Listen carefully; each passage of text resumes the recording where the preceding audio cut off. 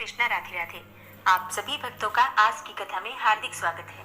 भगवान श्री कृष्ण और श्रीमती राधा रानी की कृपा सदैव आप और आपके समस्त परिवार पर बनी रहे। कल के अध्याय में आपने सुना किस प्रकार से श्री रामचंद्र जी ने श्री रामेश्वरम के नाम से देवाधिदेव महादेव जी की स्थापना की और विधिवत उनका पूजन किया। भगवान श्री राम जी की पूजा से प्रसन्न होकर महादेव जी प्रकट हो गए और भगवान रुद्र बोले, हे रघुनंदन, मैं इस समय यहाँ साक्षात रूप से विराजमान हूँ। जब तक यह संसार, यह पृथ्वी और आपका यह सेतु कायम रहेगा, तब तक मैं भी यहाँ स्थिरता पूर्वक निवास करूंगा। श्री राम जी ने कहा, भक्त को अभय दान करने वाले हे देव देवेश्वर, आपको नमस्कार है। दक्ष यज्ञ का विध्वंस करने वाले हे गौरीपते, आपको नमस्कार है। आप ही शरद, भवरे, रुद्र और वरद आदि नामों से प्रसिद्ध हैं, आपको नमस्कार है। आप पशुओं अर्थात जीवों के स्वामी, नित्य उग्र स्वरूप तथा जटाजूट धारण करने वाले हैं, आपको नमस्कार है। आप ही महादेव भीम और त्रयंबक अर्थात त्रिनेत्रधारी कहलाते हैं, आपको नमस्कार है। प्रजापालक, सबके ईश्वर, भग देवता के नेत्र फोड़ने वाले तथा अंधकासुर का वध करने वाले भी आप ही हैं, आपको नमस्कार है। आप नीलकंठ, भीम, वेधा अर्थात विधाता, ब्रह्मा जी के द्वारा स्तुत, कुमार कार्तिकेय के शत्रु का विनाश करने वाले और कुमार को जन्म देने वाले विलोहित, धूम्र, शिव, क्रथन, नील शिखंड, शूली अर्थात त्रिशूलधारी, दिव्यशाई, उग्र और त्रिनेत्रधारी आदि नामों से प्रसिद्ध हैं, आपको नमस्कार है। सोना और धन आपका वीर्य है, आपका स्वरूप किसी के चिंतन में नहीं आ सकता। आप देवी पार्वती के स्वामी हैं। संपूर्ण देवता आपकी स्तुति करते हैं। आप शरण लेने योग्य, कामना करने योग्य और सत्योजात आदि नामों से प्रसिद्ध हैं, आपको नमस्कार है। आपकी त्वचा में वृषभ का चिन्ह है। आप मुंडित भी हैं और जटाधारी भी। आप ब्रह्मचर्य व्रत का पालन करने वाले तपस्वी, शांत, ब्राह्मण भक्त, जय स्वरूप, विश्व के आत्मा, संसार की सृष्टि करने वाले तथा संपूर्ण विश्व को व्याप्त करके स्थित हैं, आपको नमस्कार है। आप दिव्य स्वरूप, शरणागत का कष्ट दूर करने वाले, भक्तों पर सदा ही दया रखने वाले तथा विश्व के तेज और मन में व्याप्त रहने वाले हैं, आपको बारंबार नमस्कार है। पुलस्त जी कहते हैं कि इस प्रकार स्तुति करने पर देवाधिदेव महादेव जी ने अपने सामने खड़े हुए श्री रामचंद्र जी से कहा, हे रघुनंदन, आपका कल्याण हो। कमल नयन हे परमेश्वर, आप देवताओं के भी आराध्य देव और सनातन पुरुष हैं। नर रूप में छिपे हुए साक्षात नारायण हैं, इसमें तनिक भी संदेह नहीं है। देवताओं का कार्य सिद्ध करने के लिए ही आपने अवतार ग्रहण किया था, सो अब इस अवतार का सारा कार्य आपने पूर्ण कर दिया है। आपके बनाए हुए मेरे इस स्थान पर समुद्र के समीप आकर जो मनुष्य मेरा दर्शन करेंगे, वे यदि महापापी होंगे तो भी उनके सारे पाप नष्ट हो जाएंगे। ब्रह्म हत्या आदि जो कोई भी घोर पाप हैं, वे मेरे दर्शन मात्र से ही नष्ट हो जाते हैं। इसमें अन्यथा विचार करने की आवश्यकता नहीं है। अच्छा, अब आप जाइए और गंगा जी के तट पर भगवान श्री वामन की स्थापना कीजिए। पृथ्वी के 8 भाग करके उन्हें पुत्रों को सौंप दीजिए और स्वयं अपने परम धाम को पधारिए। हे भगवान, आपको नमस्कार है। तदनंतर श्री रामचंद्र जी भगवान शंकर को प्रणाम करके वहां से चल दिए। ऊपर ही ऊपर जब वे पुष्कर तीर्थ के सामने पहुंचे तो उनके विमान की गति रुक गई। अब वह आगे ही नहीं बढ़ पाता था। तब श्री रामचंद्र जी ने कहा, हे सुग्रीव, इस निराधार आकाश में स्थित होकर भी यह विमान कैसे आबद्ध हो गया है? इसका कुछ कारण तो अवश्य होगा। तुम नीचे जाकर पता लगाओ। श्री रघुनाथ जी के आज्ञा अनुसार सुग्रीव विमान से उतरकर जब पृथ्वी पर आए तो क्या देखते हैं कि देवताओं, सिद्धों और ब्रह्मर्षियों के समुदाय के साथ चारों वेदों से युक्त भगवान ब्रह्मा जी विराजमान हैं। यह देखकर वे विमान पर जाकर श्री रामचंद्र जी से बोले, हे भगवान, यहाँ समस्त लोकों के पितामह ब्रह्मा जी लोकपालों, वसुओं, आदित्यों और मरुदगणों के साथ विराजमान हैं। इसीलिए पुष्पक विमान उन्हें लांघकर नहीं जा रहा है। तब श्री रामचंद्र जी सुवर्ण भूषित पुष्पक विमान से उतरे और देवी गायत्री के साथ बैठे हुए भगवान ब्रह्मा को साष्टांग प्रणाम किया। इसके बाद वे प्रणत भाव से उनकी स्तुति करने लगे।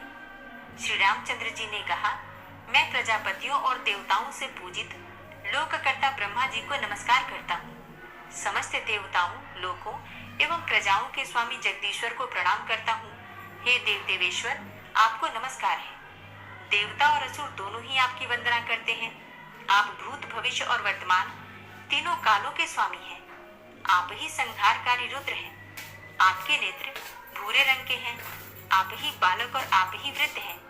गले में नीला चिन्ह धारण करने वाले महादेव जी तथा लंबे उदर वाले गणेश जी भी आपके ही स्वरूप हैं।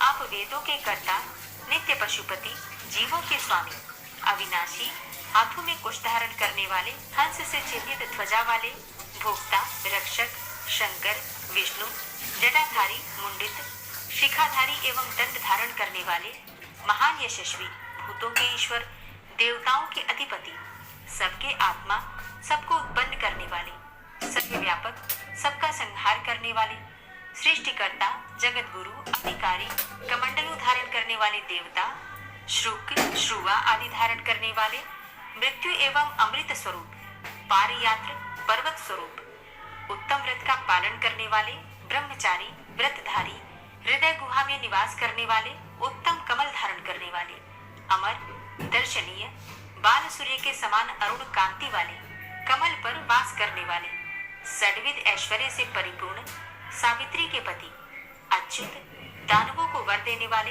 विष्णु से वरदान प्राप्त करने वाले, कर्मकर्ता, पापहारी, हाथ में अभय मुद्रा धारण करने वाले, अग्नि रूप मुख वाले, अग्निमय ध्वजा धारण करने वाले, मुनि स्वरूप, दिशाओं के अधिपति, आनंद स्वरूप, वेदों की सृष्टि, चारों पुरुषार्थों के स्वामी, वानप्रस्थ वनवासी आश्रमों द्वारा पूजित, जगत को धारण करने वाले, कर्ता, पुरुष, शाश्वत, ध्रुव, धर्माध्यक्ष, वीरूपाक्ष, मनुष्यों के गंतव्य मार्ग, भूत भवन, ऋक, साम और यजुग, इन तीनों वेदों को धारण करने वाले, अनेकों रूपों वाले, हजारों सूर्यों के समान तेजस्वी, अज्ञानियों को विशेषतः दानवों को मोह और बंधन में डालने वाले, देवताओं के भी आराध्य देव, देवताओं से बढ़े चढ़े कमल से चिन्हित जटा धारण करने वाले, धनुर्धर, भीम रूप और धर्म के लिए पराक्रम करने वाले, ब्रह्मवेत्ताओं में श्रेष्ठ ब्रह्मा जी की जब इस प्रकार स्तुति की गई, तब वे विनीत भाव से खड़े हुए श्री रामचंद्र जी का हाथ पकड़कर बोले, हे रघुनंदन, आप साक्षात श्री विष्णु हैं। देवताओं का कार्य करने के लिए इस पृथ्वी पर मनुष्य रूप में अवतीर्ण हुए हैं। हे प्रभु, आप देवताओं का संपूर्ण कार्य कर चुके हैं। अब गंगा जी के दक्षिण किनारे श्री वामन भगवान की प्रतिमा को स्थापित करके आप अयोध्यापुरी को लौट जाइए और वहां से परम धाम को सिधारिए। ब्रह्मा जी से आज्ञा पाकर श्री रामचंद्र जी ने उन्हें प्रणाम किया और पुष्पक विमान पर चढ़कर वहां से मथुरापुरी की यात्रा की। वहां पुत्र और स्त्री सहित शत्रुघ्न जी से मिलकर श्री रामचंद्र जी भरत और सुग्रीव के साथ बहुत संतुष्ट हुए। शत्रुघ्न ने भी अपने भाइयों को उपस्थित देखकर उनके चरणों में मस्तक नवाकर प्रणाम किया। उनके पांचों अंग, दोनों हाथ, दोनों घुटने और मस्तक धरती का स्पर्श करने लगे। श्री रामचंद्र जी ने भाई को उठाकर छाती से लगा लिया। तदनंतर भरत और सुग्रीव भी शत्रुघ्न से मिले। जब श्री रामचंद्र जी आसन पर विराजमान हुए, शत्रुघ्न ने फुर्ती से अर्घ्य निवेदन करके सेना, मंत्री आदि 8 अंगों से युक्त अपने राज्य को उनके चरणों में अर्पित कर दिया। श्री रामचंद्र जी के आगमन का समाचार सुनकर समस्त मथुरावासी, जिनमें ब्राह्मणों की संख्या अधिक थी, उनके दर्शन के लिए आए। भगवान ने समस्त सचिवों, वेद के विद्वानों और ब्राह्मणों से बातचीत करके 5 दिन मथुरा में रहकर वहां से जाने का विचार किया। उस समय श्री राम ने अत्यंत प्रसन्न होकर शत्रुघ्न से कहा, तुमने जो कुछ मुझे अर्पण किया है वह सब मैंने तुम्हें वापस दिया है। अब मथुरा के राज्य पर अपने दोनों पुत्रों का अभिषेक करो। ऐसा कहकर भगवान श्री राम वहां से चल दिए और दोपहर होते होते गंगा तट पर महोदय तीर्थ पर जा पहुंचे। वहां भगवान वामन जी को स्थापित करके वे ब्राह्मणों एवं भावी राजाओं से बोले, यह मैंने धर्म का सेतु बनाया है, जो ऐश्वर्य एवं कल्याण की वृद्धि करने वाला है। समयानुसार इसका पालन करते रहना चाहिए। किसी प्रकार इसका उल्लंघन करना उचित नहीं है। इसके बाद भगवान श्री राम वानर राज सुग्रीव को किष्किंधा भेजकर अयोध्या लौट आए और पुष्पक विमान से बोले, अब तुम्हें यहाँ आने की आवश्यकता नहीं होगी। जहाँ धन के स्वामी कुबेर हैं, वहीं रहना।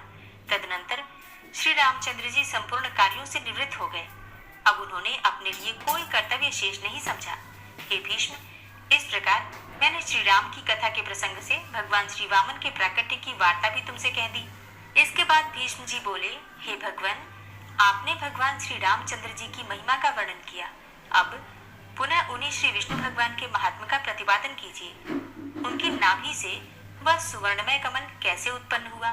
प्राचीन काल में वैष्णवी सृष्टि कमल के भीतर कैसे हुई? धर्मात्मन, मैं श्रद्धा पूर्वक सुनने के लिए बैठा हूँ, अतः आप मुझे भगवान नारायण का यश अवश्य सुनाएं। पुलस्त्य जी ने कहा, हे कुरुश्रेष्ठ, तुम उत्तम कुल में उत्पन्न हुए हो, अतः तुम्हारे हृदय में जो भगवान श्री नारायण के सुयश को सुनने की उत्कंठा हुई है, यह उचित ही है। पुराणों में जैसा वर्णन किया गया है, देवताओं के मुख से जैसा सुना है तथा द्वैपायन व्यास जी ने अपनी तपस्या से देखकर जैसा बतलाया है, वह अपनी बुद्धि के अनुसार मैं तुमसे कहूँगा। यह विश्व परम पुरुष श्री नारायण का ही स्वरूप है।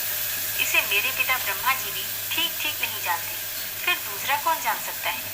वे भगवान नारायण ही महर्षियों के गुप्त रहस्य, सब कुछ देखने और जानने वालों के परम तत्व, आध्यात्म वेत्ताओं के अध्यात्म, अधिदैव तथा अधिभूत हैं।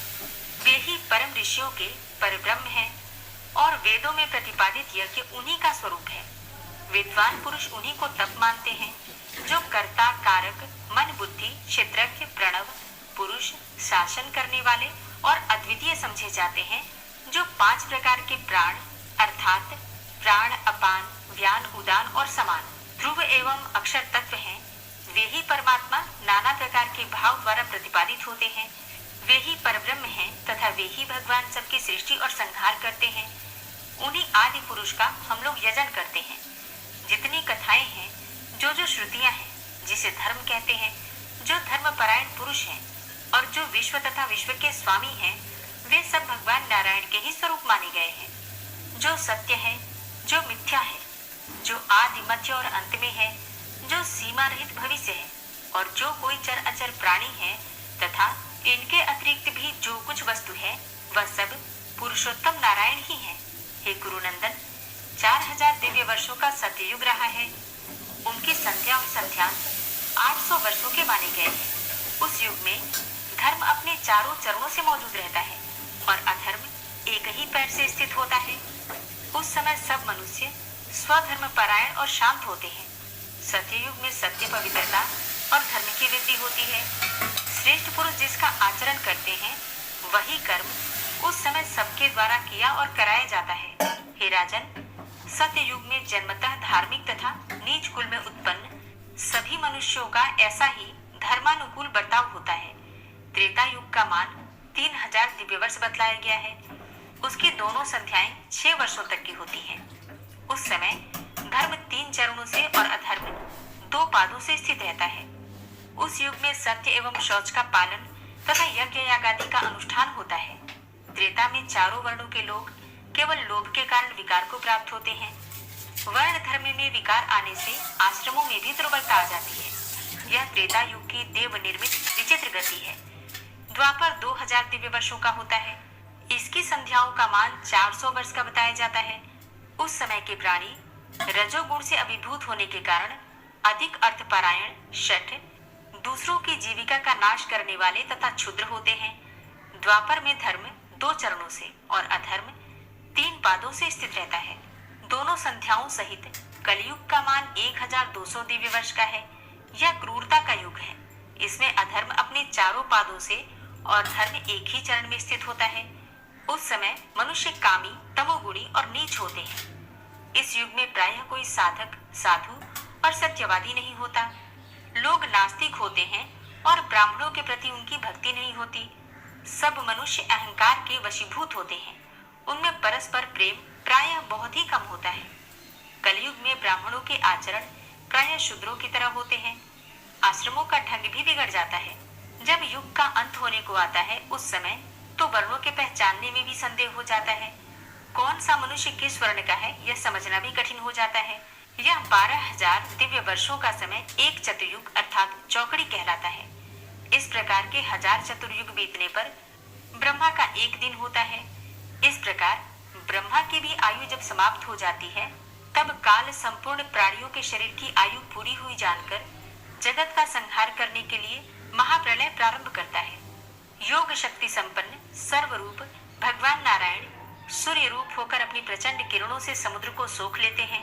तदनंतर श्री हरि बलवान वायु का रूप धारण करके सारे जगत को कंपाते हुए प्राण, अपान और समान आदि के द्वारा आक्रमण करते हैं। घ्राणेन्द्रिय का विषय, घ्राणेन्द्रिय तथा पार्थिव शरीर, ये गुण पृथ्वी में समा जाते हैं।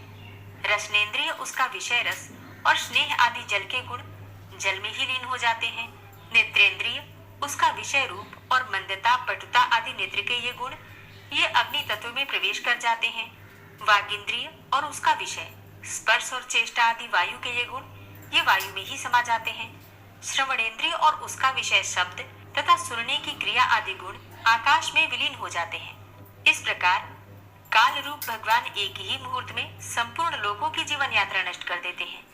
मन, बुद्धि, चित्त और क्षेत्रज्ञ ये परमेष्ठी ब्रह्मा जी में लीन हो जाते हैं और ब्रह्मा जी भगवान ऋषिकेश में लीन हो जाते हैं। पंच महाभूत भी उस अमित तेजस्वी विभु में प्रवेश कर जाते हैं। सूर्य, वायु और आकाश नष्ट हो जाने तथा सूक्ष्म जगत के भी लीन हो जाने पर मन, बुद्धि, चित्त और क्षेत्रज्ञ वे परमेष्ठी ब्रह्मा जी में लीन हो जाते हैं और ब्रह्मा जी भगवान ऋषिकेश में लीन हो जाते हैं। पंच महाभूत भी उस अमित तेजस्वी विभु में प्रवेश कर जाते हैं। सूर्य, वायु और आकाश नष्ट हो जाने तथा सूक्ष्म जगत के भी लीन हो जाने पर अमित पराक्रमी सनातन पुरुष भगवान श्री विष्णु सबको दग्ध करके अपने में समेट कर अकेले ही अनेक सहनम युगांतिक एकारणों के जल में शयन करते हैं। उन अव्यक्त परमेश्वर के संबंध में कोई व्यक्त जीव यह नहीं जान पाता कि यह पुरुष रूप कौन है। उन देव श्रेष्ठ के विषय में उनके सिवा दूसरा कोई कुछ नहीं जानता। ऋषि पुलस्त कहते हैं भीष्म से कि भीष्म, एक समय की बात सुनो। महामुनि मार्कंडे को एकारणों के जल में शयन करने वाले भगवान कौतूहलवश अपने मुंह में लील गए। अर्थात मार्कंडे ऋषि को भगवान श्री हरि विष्णु निगल गए और कई हजार वर्षों की आयु वाले वे महर्षि भगवान के ही उत्कृष्ट तेज से उनके उदर में तीर्थ यात्रा के प्रसंग से विचरते हुए पृथ्वी के समस्त तीर्थों में घूमते फिरे। अनेकों पुण्य तीर्थों के जल से युक्त वन और नाना प्रकार के आश्रम उन्हें दृष्टिगोचर हुए। उत्तम दक्षिणाओं से संपन्न यज्ञ द्वारा यजन करने वाले यजमानों तथा यज्ञ में सम्मिलित सैकड़ों ब्राह्मणों को भी उन्होंने भगवान के उदर में देखा। वहां ब्राह्मण आदि सभी वर्णों के लोग सदाचार में स्थित थे। चारों ही आश्रम अपनी अपनी मर्यादा में स्थित थे। इस प्रकार भगवान के उदर में समूची पृथ्वी पर विचरते बुद्धिमान मार्कंडे जी को 100 वर्षों से कुछ अधिक समय बीत गया। तदनंतर वे किसी समय पुनः भगवान के मुख से बाहर निकले। उस समय भी सब ओर एकारणों का जल ही दिखाई देता था। समस्त दिशाएं कोहरे से आच्छादित थी। जगत संपूर्ण प्राणियों से रहित था। ऐसी अवस्था में मार्कंडे जी ने देखा कि एक बरगद की शाखा पर एक छोटा सा बालक सो रहा है। अब ये देखकर मुनि को बड़ा आश्चर्य हुआ। वे उस बालक का सारा वृतांत जानने के लिए उत्सुक हो गए। अब उनके मन में यह संदेह हुआ कि मैंने कभी इस बालक को देखा हुआ है। यह सोचकर वे उस पूर्व परिचित बालक को देखने के लिए आगे बढ़े, लेकिन उस समय उनके नेत्र भय से कातर हो रहे थे। उन्हें आते देखकर बाल रूपी भगवान ने कहा, मार्कंडे, तुम्हारा स्वागत है। तुम डरो मत, मेरे पास चले आओ। मार्कंडे जी बोले, यह कौन है जो मेरा तिरस्कार करता हुआ मुझे नाम लेकर पुकार रहा है? भगवान ने कहा, बेटा, मैं तुम्हारा पितामह और आयु प्रदान करने वाला पुराण पुरुष हूँ। मेरे पास तुम क्यों नहीं आते? तुम्हारे पिता आंगिरस मुनि ने पूर्व काल में पुत्र की कामना से तीव्र तपस्या करके मेरी ही आराधना की थी। तब मैंने उन अमित तेजस्वी महर्षि को तुम्हारे जैसा तेजस्वी पुत्र होने का सच्चा वरदान दिया था। यह सुनकर महातपस्वी मार्कंडे जी का हृदय प्रसन्नता से भर गया। उनके नेत्र आश्चर्य से खिल उठे। वे मस्तक पर अंजलि बांधे नाम और गोत्र का उच्चारण करते हुए भक्तिपूर्वक भगवान को नमस्कार करने लगे और बोले, भगवान, मैं आपकी माया को यथार्थ रूप से जानना चाहता हूँ। इस एकारणों के बीच आप बाल रूप धरकर कैसे सो रहे हैं? श्री भगवान ने कहा, हे ब्रह्मन, मैं नारायण हूँ, जिन्हें हजारों मस्तकों और हजारों चरणों से युक्त बताया जाता है। यह विराट परमात्मा मेरा ही स्वरूप है। मैं सूर्य के समान वर्ण वाला तेजोमय पुरुष हूँ। मैं देवताओं को हविष्य पहुंचाने वाला अग्नि हूँ और मैं ही 7 घोड़ों के रथ वाला सूर्य हूँ। मैं ही इंद्रपद पर प्रतिष्ठित होने वाला इंद्र और ऋतुओं में परिवत्सर हूँ। संपूर्ण प्राणी तथा समस्त देवता मेरे ही स्वरूप हैं। मैं सर्पों में शेषनाग और पक्षियों में गरुण हूँ। संपूर्ण भूतों का संहार करने वाला काल भी मुझे ही समझना चाहिए। समस्त आश्रमों में निवास करने वाले मनुष्यों का धर्म और तप मैं ही हूँ। मैं दयापरायण धर्म और दूध से भरा हुआ महासागर हूँ तथा जो सत्य रूप परम तत्व है वह भी मैं ही हूँ। एकमात्र मैं ही प्रजापति हूँ। मैं ही सांख्य, मैं ही योग और मैं ही परम पद हूँ। यज्ञ क्रिया और ब्राह्मणों का स्वामी भी मैं ही हूँ। मैं ही अग्नि, मैं ही वायु, मैं ही पृथ्वी, मैं ही आकाश और मैं ही जल, समुद्र, नक्षत्र तथा 10 दिशाएं हूँ। वर्षा, सोम, मेघ और भविष्य इन सब के रूप में मैं ही हूँ। क्षीर सागर के भीतर तथा समुद्रगत बड़वाग्नि के मुख में भी मेरा ही निवास है। मैं ही संवर्तक अग्नि होकर सारा जल सोख लेता हूँ। मैं ही सूर्य हूँ। मैं ही परम पुरातन तथा सबका आश्रय हूँ। भविष्य में भी सर्वत्र मैं ही प्रकट होऊंगा तथा भावी संपूर्ण वस्तुओं की उत्पत्ति मुझसे ही होती है। हे विप्रवर, संसार में तुम जो कुछ भी देखते हो, जो कुछ भी सुनते हो और जो कुछ भी अनुभव करते हो, उन सबको मेरा ही स्वरूप समझो। मैंने ही पूर्व काल में विश्व की सृष्टि की है तथा आज भी मैं ही करता हूँ। तुम मेरी ओर देखो मार्कंडेय, मैं ही प्रत्येक युग में संपूर्ण जगत की रक्षा करता हूँ। इन सारी बातों को तुम अच्छी तरह समझ लो। यदि धर्म के सेवन या श्रवण की इच्छा हो तो मेरे उदर में रहकर सुख पूर्वक विचरो। मैं ही एक अक्षर का और मैं ही 3 अक्षर का मंत्र हूँ। ब्रह्मा जी भी मेरे ही स्वरूप है। धर्म, अर्थ, काम रूप त्रिवर्ग से परे ओंकार स्वरूप परमात्मा जो सबको तात्विक दृष्टि प्रदान करने वाले हैं, मैं ही हूँ। इस प्रकार कहते हुए उन महाबुद्धिमान पुराण पुरुष परमेश्वर ने महामुनि मार्कंडेय को तुरंत ही अपने मुंह में ले लिया। फिर तो वे मुनि श्रेष्ठ भगवान के उदर में प्रवेश कर गए और नेत्र के सामने एकांत स्थान में धर्म श्रवण करने की इच्छा से बैठे हुए अविनाशी हंस भगवान के पास उपस्थित हुए। भगवान हंस अविनाशी और विविध स्वरूप धारण करने वाले हैं। वे चंद्रमा और सूर्य से रहित प्रलयकालीन एकार्णव के जल में धीरे धीरे विचरते तथा जगत की सृष्टि करने का संकल्प लेकर विहार करते हैं। तदनंतर विमलमती महात्मा हंस ने लोक रचना का विचार किया। उस विश्व रूप परमात्मा ने विश्व का चिंतन किया एवं भूतों की उत्पत्ति के विषय में सोचा। उनके तेज से अमृत के समान पवित्र जल का प्रादुर्भाव हुआ। अपनी महिमा से कभी च्युत न होने वाले सर्वलोक विधाता महेश्वर श्री हरि ने उस महान जल में विधिवत जल क्रीड़ा की। फिर उन्होंने अपनी नाभि से एक कमल उत्पन्न किया जो अनेकों रंगों के कारण बड़ी शोभा पा रहा था। वह सुवर्णमय कमल सूर्य के समान तेजोमय प्रतीत होता था। पुलस्त जी कहते हैं, तदनंतर अनेकों योजन के विस्तार वाले उस सुवर्णमय कमल में जो सब प्रकार के तेजोमय गुणों से संपन्न और पार्थिव लक्षणों से संपन्न था, भगवान श्री विष्णु ने योगियों में श्रेष्ठ महान तेजस्वी एवं समस्त लोगों की सृष्टि करने वाले चतुर्मुख ब्रह्मा जी को उत्पन्न किया। महर्षि गण उस कमल को श्री नारायण की नाभि से उत्पन्न बतलाते हैं। उस कमल का जो सार भाग है उसे पृथ्वी कहते हैं तथा उस सार भाग में भी जो अधिक भारी अंश है उन्हें दिव्य पर्वत माना गया है। उस कमल के भीतर एक और कमल है जिसके भीतर जल में पृथ्वी की स्थिति मानी गई है। उस कमल के चारों ओर 4 समुद्र हैं, विश्व में जिनके प्रभाव की कहीं तुलना नहीं है, जिनके सूर्य के समान प्रभा और वरुण के समान अपार कांति है तथा यह जगत जिनका स्वरूप है।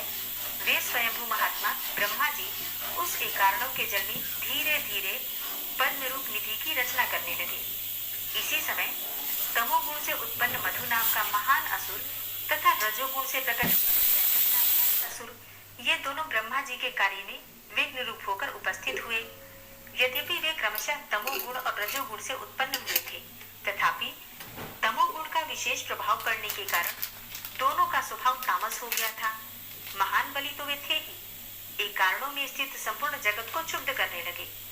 उन दोनों के सब ओर मुख थे।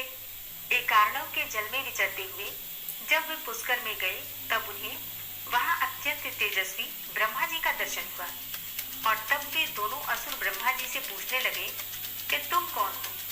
जिसने तुम्हें सृष्टि कार्य में नियुक्त किया है वह तुम्हारा कौन है और कौन तुम्हारा सृष्टा है, कौन तुम्हारा रक्षक है तथा वह किस नाम से पुकारा जाता है? ब्रह्मा जी बोले, असुरों, तुम जिसके विषय में पूछते हो वे इस लोक में एक ही कहे जाते हैं और जगत में जितनी भी वस्तुएं हैं उन सब से उनका संयोग है। वे सब में ही व्याप्त हैं। उनका कोई एक नाम नहीं है। उनके अलौकिक कर्मों के अनुसार अनेकों नाम हैं।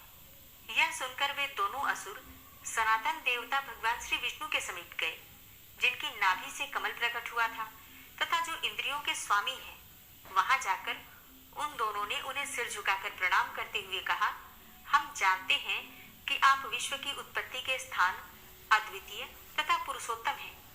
हमारे जन्मदाता भी आप ही हैं। हम आपको ही बुद्धि का कारण भी समझते हैं। हे देव, हम आपसे हितकारी वरदान चाहते हैं। हे शत्रुदमन, आपका दर्शन अमोघ है। समर विजयी वीर, हम आपको नमस्कार करते हैं। श्री भगवान बोले कि असुरों, तुम लोग वर किस लिए मांगते हो? तुम्हारी आयु तो समाप्त हो चुकी है, फिर भी तुम दोनों जीवित रहना चाहते हो? यह बड़े आश्चर्य की बात है। मधु कैटभ ने कहा, प्रभु, जिस स्थान में किसी की मृत्यु न हुई हो वही हमारा वध हो। हमें इसी वरदान की इच्छा है। श्री भगवान बोले, ठीक है। इस प्रकार उन महान असुरों को वरदान देकर देवताओं के प्रभु सनातन श्री विष्णु ने अंजन के समान काले शरीर वाले मधु और कैटभ को अपनी जांघों पर गिराकर मसल डाला। तदनंतर ब्रह्मा जी अपनी बाहें ऊपर उठाए घोर तपस्या में संलग्न हुए। भगवान भास्कर की भांति अंधकार का नाश कर रहे थे और सत्य धर्म के परायण होकर अपनी किरणों से सूर्य के समान चमक रहे थे, किंतु अकेले होने के कारण उनका मन नहीं लगा। अतः उन्होंने अपने शरीर के आधे भाग से शुभ लक्षणा भार्या को उत्पन्न किया।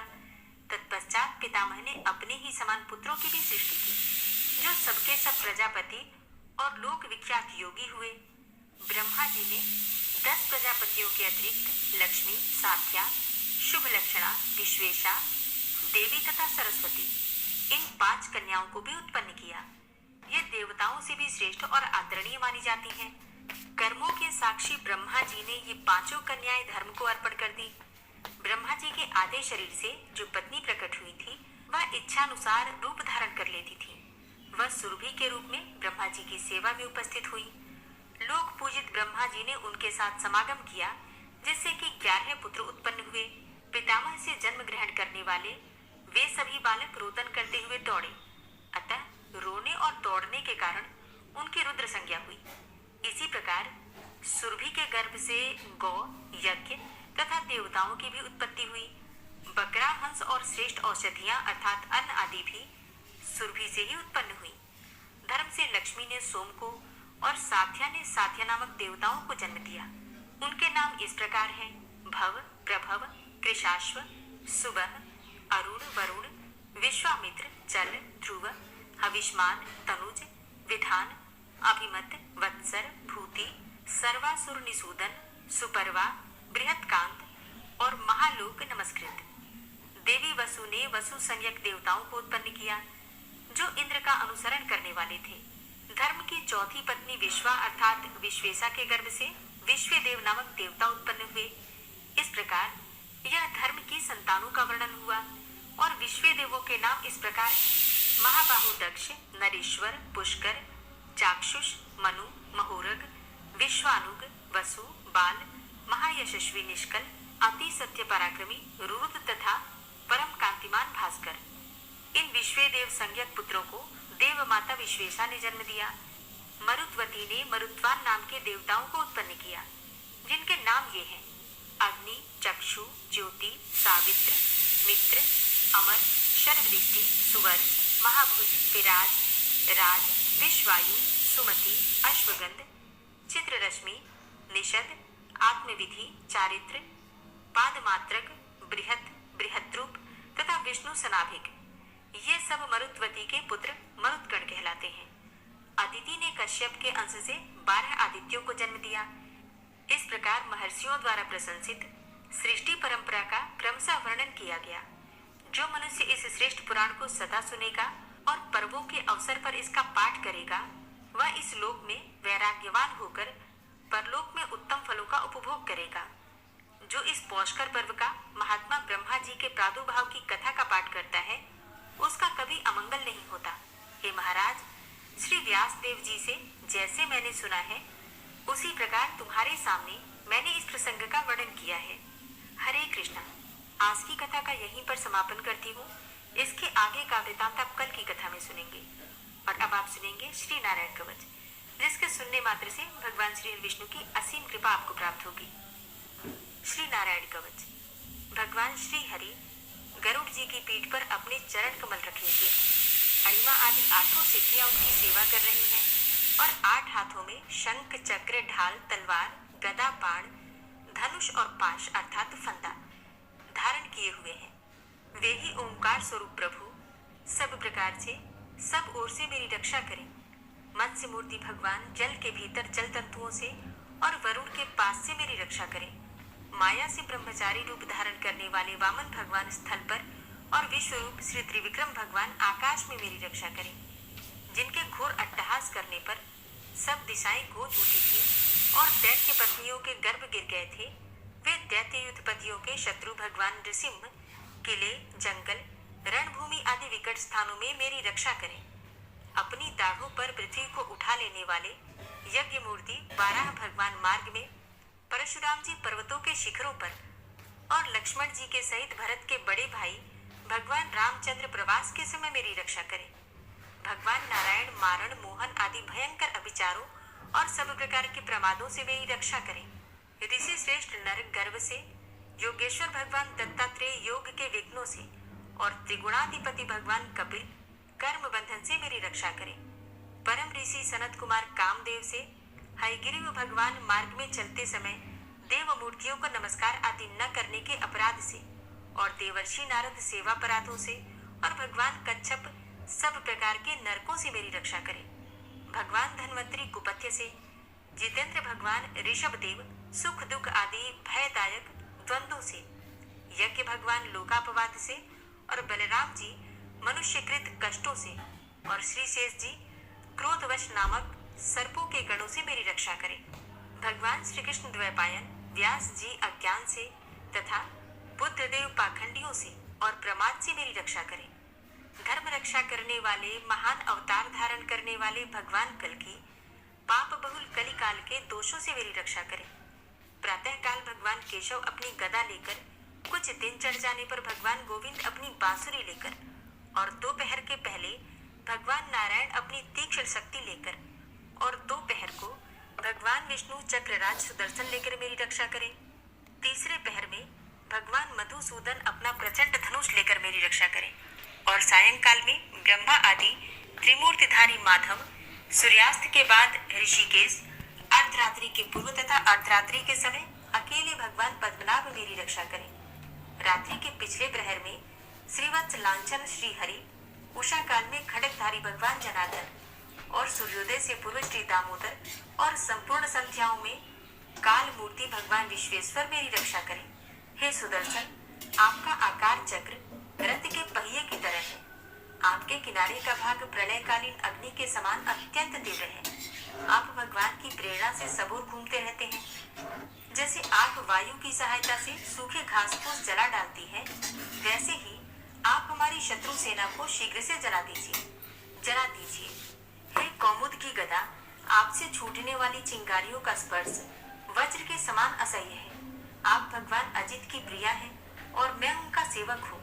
इसलिए आप कुष्मांड, विनायक, यक्ष, राक्षस, भूत और प्रेत आदि ग्रहों को अभी कुचल डालिए तथा मेरे शत्रुओं को चूर चूर कर दीजिए। हे शंख श्रेष्ठ, आप भगवान श्री कृष्ण के फूंकने से भयंकर शब्द करके मेरे शत्रुओं का दिल दहला दीजिए एवं यातुधान, प्रमथ, प्रेत, मातृका, पिशाच तथा ब्रह्म राक्षस आदि भयावने प्राणियों को यहाँ से तुरंत भगा दीजिए। भगवान की श्रेष्ठ तलवार, आपकी धार बहुत तीक्ष्ण है। आप भगवान की प्रेरणा से मेरे शत्रुओं को छिन्न भिन्न कर दीजिए। भगवान की प्यारी ढाल, आप में सैकड़ों चंद्राकार मंडल है। आप पाप दृष्टि, पापात्मा शत्रुओं की आंखें बंद कर दीजिए और उन्हें सदा के लिए अंधा बना दीजिए। सूर्य आदि ग्रह, धूमकेतु, पुच्छल तारे आदि केतु, दुष्ट मनुष्य, सर्प आदि रेंगने वाले जंतु, दाढ़ों वाले हिंसक पशु, भूत प्रेत आदि तथा पापी प्राणियों से हमें जो भय हो और जो हमारे मंगल के विरोधी हो, वे सभी भगवान के नाम, रूप तथा आयुधों का कीर्तन करने से तत्काल नष्ट हो जाए। बृहद, रथंतर आदि सामवेदीय स्तोत्रों से जिनकी स्तुति की जाती है, वे वेद मूर्ति भगवान गरुड़ और विश्वक्सेन जी अपने नामोच्चारण के प्रभाव से हमें सब प्रकार की विपत्तियों से बचाए। श्री हरि के नाम, रूप, वाहन, आयुध तथा श्रेष्ठ पार्षद हमारी बुद्धि, इंद्रिय, मन और प्राणों को सब प्रकार की आपत्तियों से बचाए। जितना भी कार्य अथवा कारण रूप जगत है, वह वास्तव में भगवान ही है।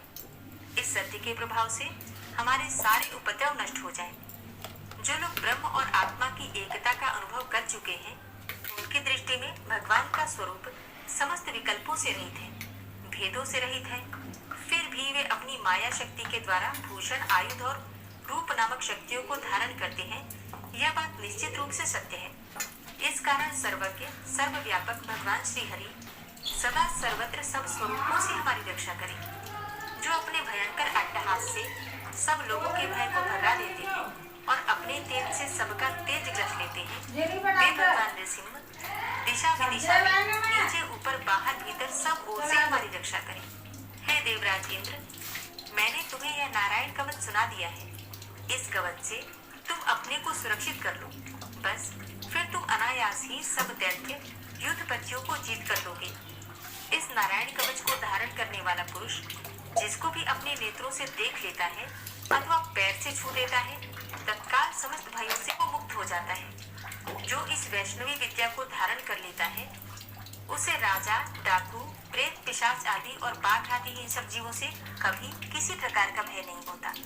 हे देवराज, प्राचीन काल की बात है, एक कौशिक गोत्री ब्राह्मण ने इस विद्या को धारण करके योग धारणा से अपना शरीर मरुभूमि में त्याग दिया। अब जहाँ पूर्ववाहिनी सरस्वती नदी में प्रवाहित कर दिया और फिर स्नान करके वे अपने लोक को चले गए। श्री सुखदेव जी कहते हैं, हे परीक्षित, जो पुरुष इस नारायण कवच को समय पर सुनता है और जो आदर पूर्वक इसे धारण करता है, उसके सामने सभी प्राणी आदर से झुक जाते हैं और वह सब प्रकार के भयों से मुक्त हो जाता है। हे परीक्षित, शतक्रतु इंद्र ने आचार्य विश्वरूप जी से यह वैष्णवी विद्या प्राप्त करके रणभूमि में असुरों को जीत लिया और वे त्रैलोक्य लक्ष्मी का उपभोग करने लगे। श्री नारायण कवच संपूर्ण हुआ। श्री राधा कृपा कटाक्ष स्तोत्र।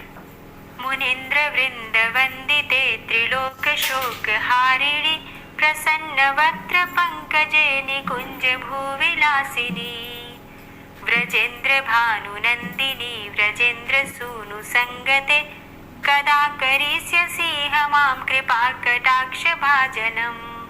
अशोक वृक्ष वल्लरी वितान मंडप स्थिते प्रवाल बाल पल्लव प्रभारुणाद्रि कोमले वराभय स्फुरत्करे प्रभूत संपदालये कदा करिष्यसि मां कृपा कटाक्ष भाजनम्।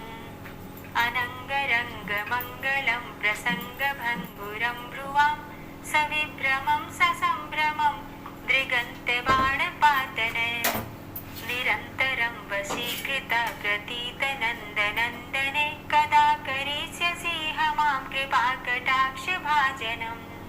तडित् सुवर्ण चंपक प्रदीप्त गौर विग्रहे मुख प्रभा परास्त कोटि सारदेन्दु मंडले विचित्र चित्र संचरन् चकोर शावलोचने कदा करिष्यसि मां कृपा कटाक्ष भाजनम्।